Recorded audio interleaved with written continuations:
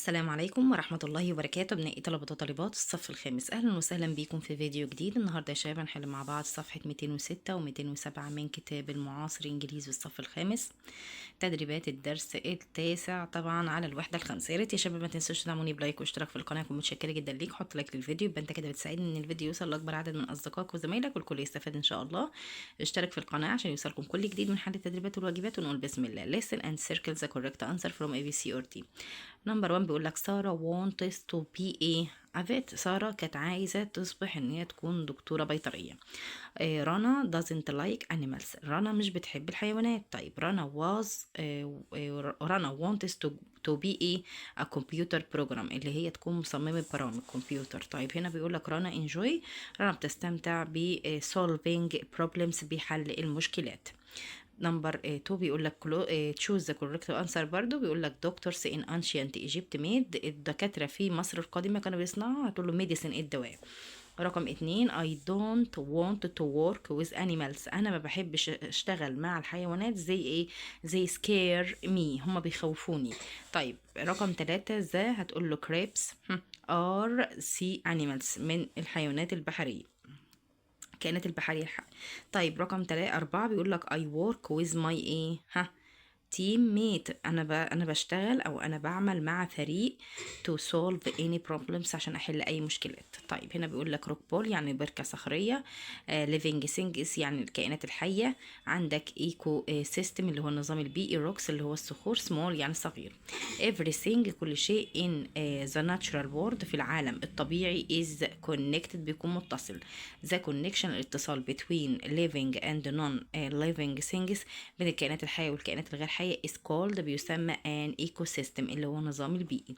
ecosystem can be small، النظام البيئي بيبدو ان هو صغير like rock pool زي بركة صخرية، or they can be very big أو ممكن يكون ضخم جدا like the Amazon زي Amazon rainforest زي غابة الأمازون. the living things in a rock pool are fish, crabs, كابوريا and seaweeds والأعشاب البحرية. this things هذه الأشياء work together بتعمل معا to make عشان تعمل ايه ecosystem نظام بيئي.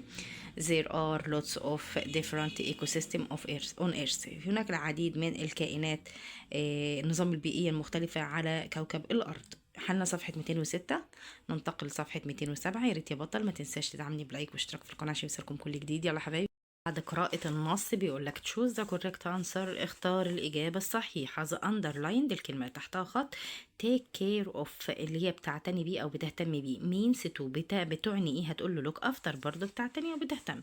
طيب هنا بيقول لك the text النص is about، بيتكلم عن إيه؟ هتقول له woman in ancient Egypt، المرأة في مصر القديمة.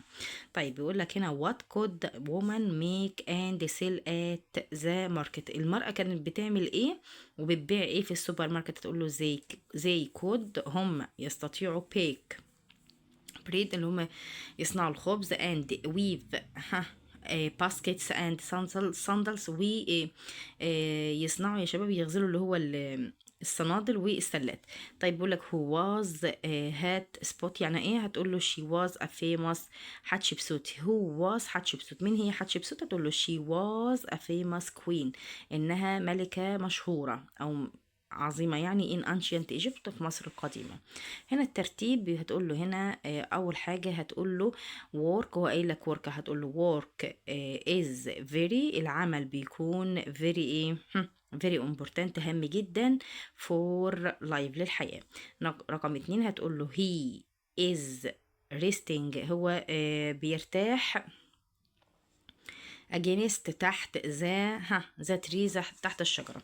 طيب هنا بيقول لك read and write the correct، اقرأ واقرأ الإجابة الصحيحة واكتب الإجابة الصحيحة على بين الأقواس. هتقول له you must brush your teeth every day، لازم انت تفرش أسنانك أو تغسل أسنانك كل يوم يوميا. طب بيقول لك هنا هالة tights، هالة بترتب the kitchen every morning كل صباح. طيب هنا punctuation علامات الترقيم، هتقول الاس هنا كابيتال كبيرة وتحط نقطة. بيقول لك اكتب هنا باراجراف traders in ancient Egypt، عن التجار في مصر، التجارة في مصر القديمة. هتقول له هنا there is a lot of an important job، هناك العديد من الوظائف المهمة in ancient Egypt، في مصر القديمة. traders اللي هم التجار were very important، كانوا مهمين جدا. they travel up and down، بيسافروا أعلى وأسفل the Nile، النيل. زي سيلز اند باي، هم بيبيعوا اند باي وبيشتروا جود الاشياء. every one، كل شخص in ancient Egypt work، كل شخص في مصر القديمة كان بيعمل. important for life، الورك الحياة، العمل important for life هام جدا للحياة. كده يبقى طرحنا صفحة 206 و 207. يا ريت يا شباب ما تنسوش تدعموني بلايك واشتراك في القناة عشان يوصلكم كل جديد من حل التدريبات والواجبات. اشوفكم على خير، مع السلامة.